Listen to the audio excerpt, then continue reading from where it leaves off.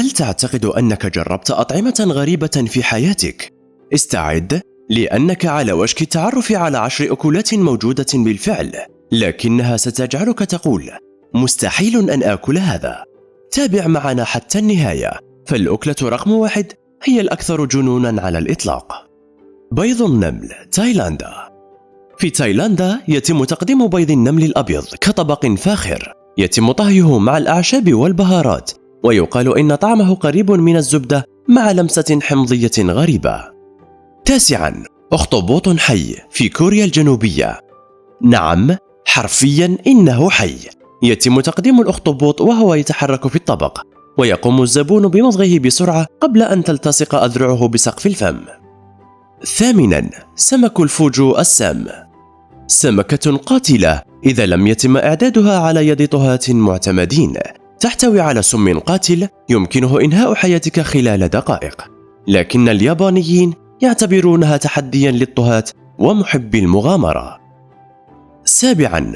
حساء عين التونة في اليابان.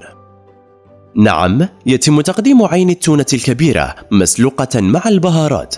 يقال إن مذاقها مشابه للحبار، لكنها ليست للقلوب الضعيفة.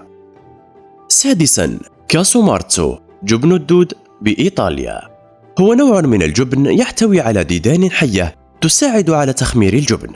يحظر بيعه في بعض الدول بسبب المخاطر الصحية، لكنه يعتبر وجبة تقليدية في جزيرة سردينيا.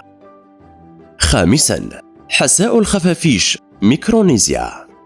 يتم تقديم الخفاش كاملا داخل الحساء مع جلود وأجنحة، ويقال إن طعمه يشبه الدجاج مع لمسة برية. 4. دجاج الكيبال، إندونيسيا. يتم دفن الدجاج في التوابل وأوراق الموز، ثم يطهى تحت الأرض لعدة ساعات، مما يمنحه نكهة مدخنة فريدة من نوعها. 3. عقارب مقلية، تايلاندا. تباع كوجبة خفيفة في الشوارع، وتعتبر مصدرا غنيا بالبروتين، لكن هل يمكنك فعلا قرمشة عقرب؟ مستحيل. 2. حساء الدم، فيتنام. يحضر هذا الحساء بخلط دم البط أو الإوز مع الأعشاب والفول السوداني. يقدم باردا، ويعتبر من الأكلات التقليدية في بعض المناطق. وفي المركز الأول سمكها كارل، أيسلندا. سمك القرش المخمر لمدة أشهر تحت الأرض حتى يختفي سمه، ثم يجفف ويقدم برائحة قوية جدا تجعل البعض يتقيأ فورا.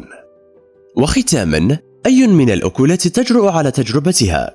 شخصيا أعتقد أنني سأكتفي بالمشاهدة. إذا أعجبك الفيديو لا تنسى الضغط على زر الإعجاب والاشتراك للمزيد من قوائم توب 10 المثيرة.